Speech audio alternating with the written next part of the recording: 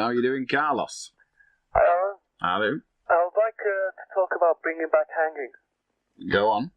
I think that if the hanging rule came back, the crime rate on murder would be slightly reduced. Slightly reduced? More reduced, even if put in that sense. Well, you said slightly, and now you're saying what? Are you changing that? No. So you're happy to stick with slightly reduced? Yes. Because you still get Is it worth it to get... dumbos. Well, yes, they still get some durbos, but is it worth it to bring about a slight reduction? Yes. It's worth the risk to mankind as a principle to put people to death when there is a slight reduction in the crime of murder. Well, I think if you take someone's life, that person that took that life away should be also killed. So, in the event of the person being found guilty by 12 persons good and true, and condemned to death, and put to death, and then some 3 years later we discovered that it was an error... Yes, but if only they were sure, if only they had... What do you mean, if only they... evidence There's no such thing. Person, There's no such thing as total evidence. If they didn't have enough evidence, they would just put him in prison until they found that... Carlos, if they haven't got enough evidence, they'll find him not guilty. That is how it works in this country. You're not found guilty by degree. You are either guilty or you are not guilty. There is nothing in the middle.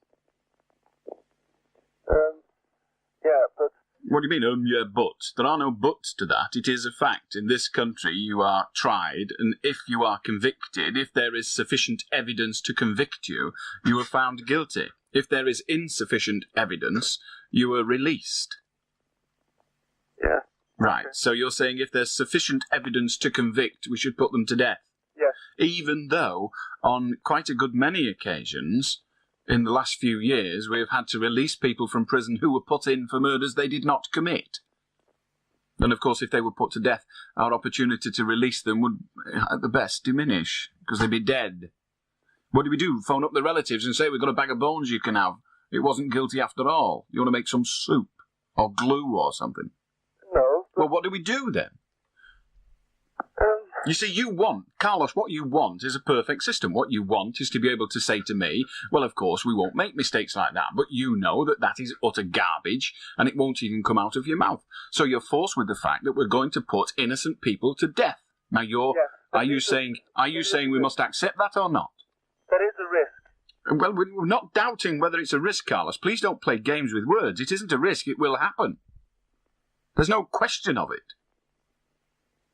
What about the people who die? What about what? Never mind the people who die. Are you suggesting that innocent, non-criminal people should be put to death in order to reduce the crime figures? No. You are.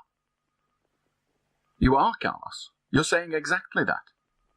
You're saying that we will get a slight reduce in the crime of murder. Okay. But you're also agreeing that innocent people will die. Is that what you want the state to do on your behalf? No. To kill innocent people? No, I don't want that to happen. No. But you're prepared for them to do it even though you don't want it to happen? Well, are you prepared or not? Well, if they have... Are you prepared or not? No. No, you're not prepared to have innocent people die.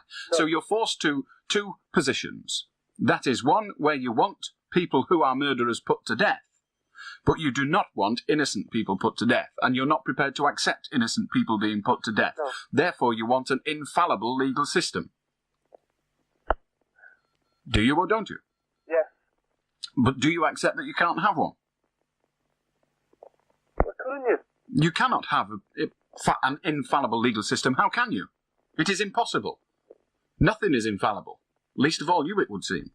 Okay. It seems you're lost, Carlos. I'll do Edward.